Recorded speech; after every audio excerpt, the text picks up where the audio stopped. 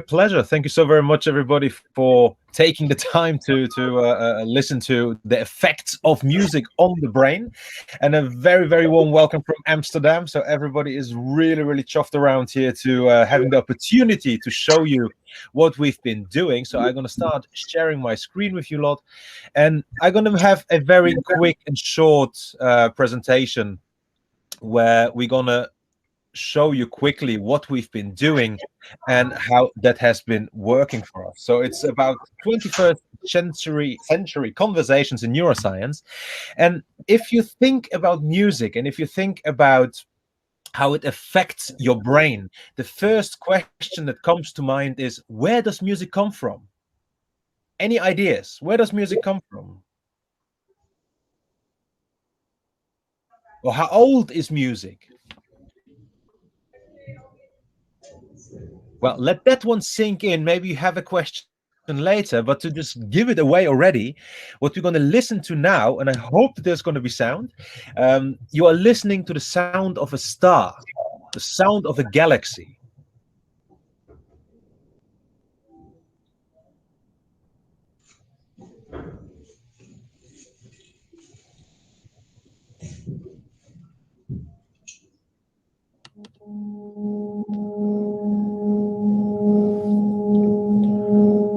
And each star has its own particular sound. So it's either pulsing, it's doing other different sounds. And this has taught us that music is as old as the Big Bang itself. So if you're going all the way back 13.7 billion years ago, I mean, it's a huge amount of time. I mean, you can't even fathom the amount of time that means.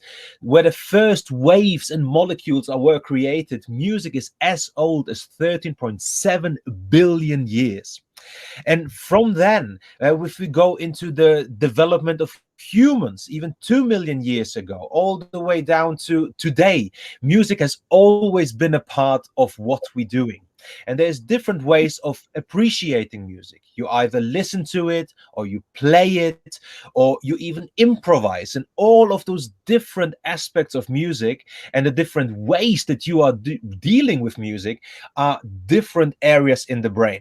And I don't know how many of you are playing an instrument, but I hardly recommend that you just pick one up. It doesn't matter which one it is, whether it's the guitar, the bass, the drums, just pick it up and start playing, because your brain will benefit. You will get more intellectual capabilities. Your brain will grow. Your brain will be much better prepared for the world out there. So when you listen to music, and let's switch the brain on quickly rather than the whole body, but just focus on the brain, I would like to show you the brain, how it is divided in all the different areas. So in yellow, we see the frontal lobe, and in the frontal lobe, you have different functions, like, for example, planning. So when you are trying to make a maths exam, you have to plan ahead what sort of calculation you will do. You have the parietal lobe in red, where you can actually feel the pencil in your hand while you're writing it. Or you have the temporal lobe in green, where you listen to certain things. This area is active. And the purple area is the occipital lobe, where your vision or your eyes are connected to. So everything that you see is represented in the purple area. But all together, even if you open up the brain, which we sometimes do, and I have one right here, quickly grab it. We have the brain here, and if we open it up to look inside, it's the picture that you're seeing right now in front of you. And again, in yellow, the frontal lobe, in red, the parietal lobe, purple, again, the visual sides when you're looking at something, and even areas inside. And there's one in the middle with a really difficult name, the corpus callosum. And the corpus callosum is the bridge that links the left and the right brain half. And that bridge is extremely important when it comes to solving tasks or doing something, speaking, playing football. Doesn't matter what you do. This bridge is the link between those two halves, and especially important when you are listening to music or playing music. So the more music you play and listen to, the stronger this bridge becomes, the better it is for your brain. And if we take that even one step further, and we want to look what the effects of music are on the brain, we are jumping into the playing area. And from playing, we have a machine which is called an fMRI. Again, a huge, long, ridiculous word. It's called functional magnetic resonance imaging. You don't have to remember that one, but fMRI is fine. And it does pictures of the brain while you are doing a task. So we're putting you in this machine. You're lying down, you're all comfortable, all relaxed, and you start listening to music. And the machine is taking pictures. And this picture looks like this one, for example. This person is currently not doing anything, so there's hardly any activation. As soon as the person starts listening to music, areas in the brain light up, but this does not really happen in the brain, but it happens in the machine. So the machine translates this into color. And if you go even further, you can even see the connections. And this would be the picture of part of this huge bridge, the corpus callosum, as well as more different cables that connecting brain tissue in the brain.